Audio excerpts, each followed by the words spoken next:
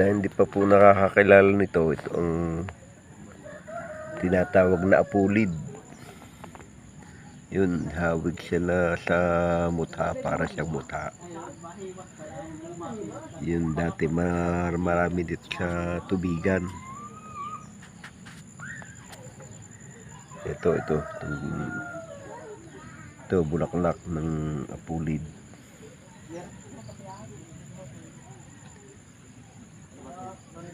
Yan ang itsura ng apulid. Yan ang bulaklak. Yan naman ang puno niya. Yan parang mutha.